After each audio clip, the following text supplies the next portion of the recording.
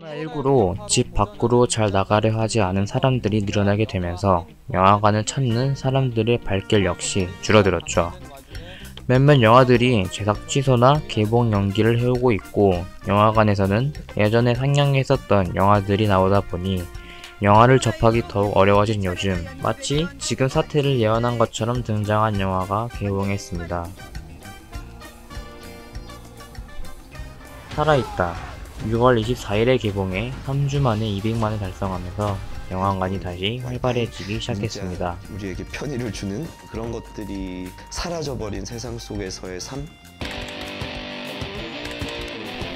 영화 살아있다를 보신 분들이라면 영화 속 준호와 유빈의 삶이 지금 우리의 삶을 보여주고 있는 듯한 기분이 듭니다.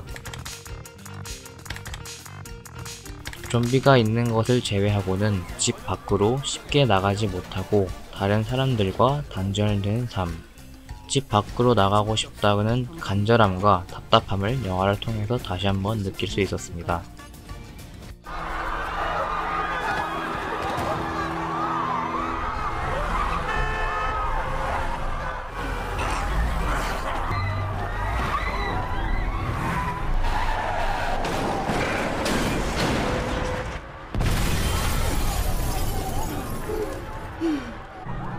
그렇다면 영화 살아있다가 관객들에게 전달하려는 메시지는 무엇일까요?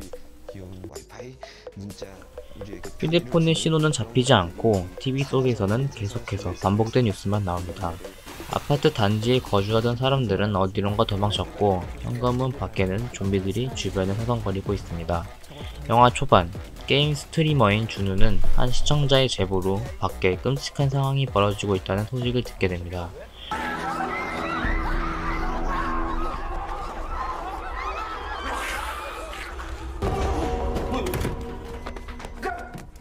뭐야?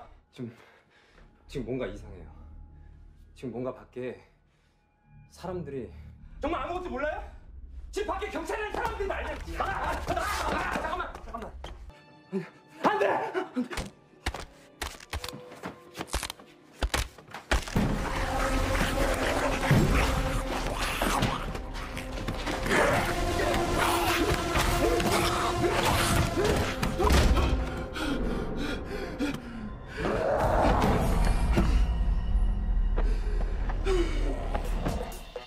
계속해서 울리는 경보 재난 문자와 TV의 뉴스, 헤드폰을 벗자 들리는 아파트 주민들의 비명소리. 순간 준우는 무엇인가 잘못되고 있음을 깨닫게 되죠. 하필 부모님은 여행을 간 상황. 집에 혼자 남겨진 준우는 철저하게 외부와 차단된 삶을 살게 됩니다. 밖으로 나가지 못하는 상황에 식량까지 넉넉치 않은 상황.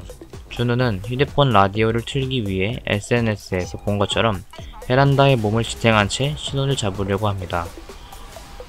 어떻게든 살아보려는 준우의 노력이 안타까우면서도 문득 스쳐 지나가는 생각.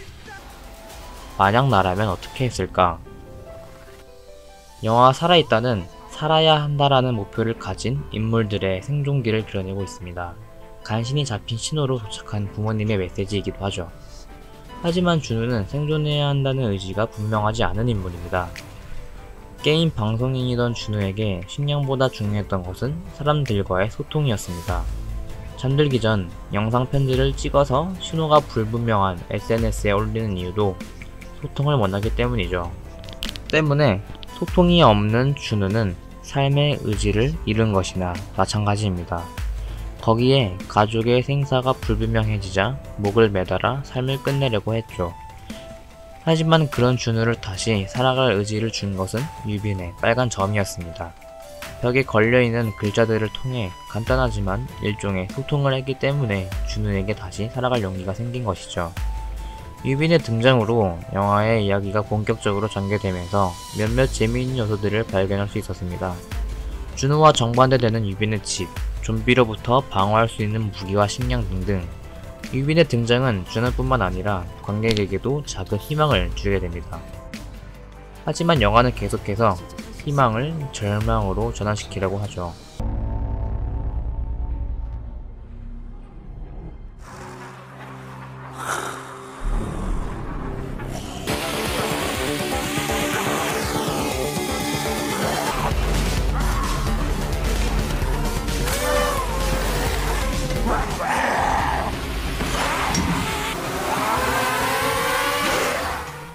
살아있다는 기존에 있었던 좀비 영화와는 다른 점들이 있습니다.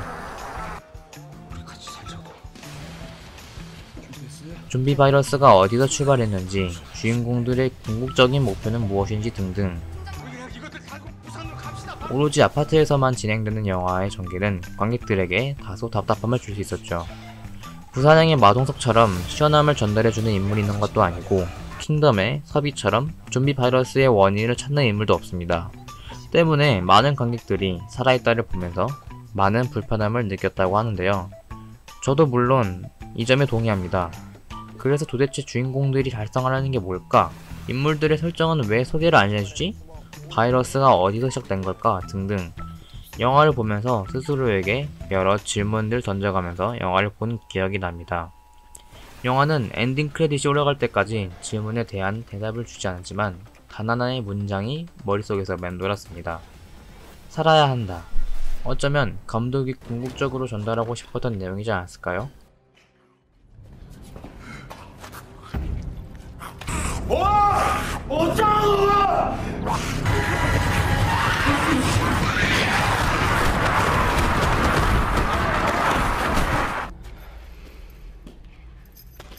아파트라는 친숙한 공간을 배경으로 오로지 집에 있는 물건들로 각기 다른 생존 방식을 보여주면서 단순하게 주인공들이 살아남았으면 좋겠다라는 생각을 계속해서 들게 해주었죠. 우리 주변에 항상 있는 SNS와 전자기기들이 사라지고 냉장고가 음식을 보관하는 곳이 아닌 좀비를 막는 수단이 되면서 긴박함은 더욱 고조되죠. 부산행이 KTX라는 특수한 공간에서 일어나는 상황이라 신선하고 몰입감이 있었다면 살아있다에서는 우리의 삶에 가장 친숙한 집을 배경으로 하여 참신한 생존 방식을 보여주면서 재미를 담아낸 것 같습니다.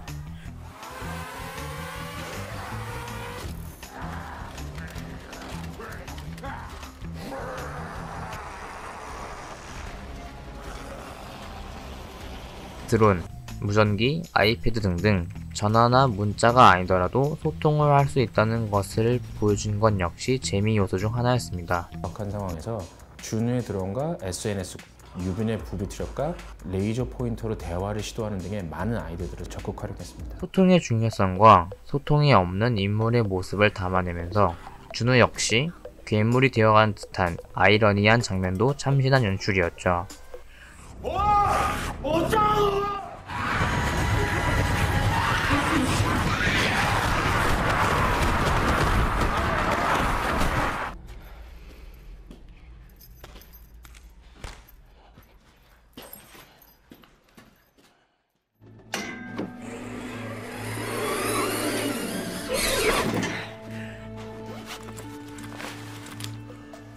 준우는 유빈에게, 준우와 유빈은 처음 보는 아저씨한테 위로를 받듯이 영화는 계속해서 소통의 필요성을 보여주고 있습니다. 세상에 이 지경이니까 못 믿을 만도 하지 뭐.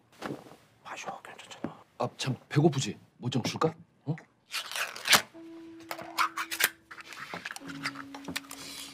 구조대 올 때까지 양은 충분히 있으니까 천천히 먹어. 구조대? 진짜요? 구조대야? 어쩌면 좀비는 인물들이 소통을 못하게 되는 상황을 만들기 위한 작은 수단에 불과할지도 모릅니다. 때문에 감독님이 좀비에 대한 설정이나 상황을 굳이 영화에서 소개시키지 않은 것인가 라는 생각이 드네요. 살아있다는 한정된 공간에서 살아남고 싶은 두 주인공에 대한 이야기입니다. 한정된 장소에 갇힌 주인공들의 다양한 상황 감정들이 저희들을 투영해야 된다고 생각했고요. 실제로 감독님의 인터뷰에서 극한의 상황에서도 살아남으려는 준우의 외침을 통해 관객들이 희망을 갖기를 바라셨다고 합니다. 준우의 외침은 영화 속에서는 독백이지만 영화 밖에 있는 관객들에겐 들리는 메시지로서 전달되었기 때문이라 생각합니다. 여러 매체와 잡지를 통해 감독님의 생각을 직접 듣다 보니 감독님이 좀비에 대한 설정을 굳이 설명하지 않으셨는지 알게 되었습니다. 집에서 거주하는 시간이 많아진 요즘 준우와 유빈의 삶에 공감함과 더불어 절박한 상황 속에서도 함께 살아남으려는 인물의 의지를 통해 힘든 시기를 함께 극복하자는 희망찬 메시지를 주는 영화였던 것 같습니다. 좀비로부터 격리된 삶을 살아가는 주인공들의 이야기, 어쩌면 지금 우리의 삶을 보여주고 있는 듯한 영화, 소통의 중요성, 타인과의 공존의 중요성을 보여주는 영화 살아있다였습니다. 감사합니다.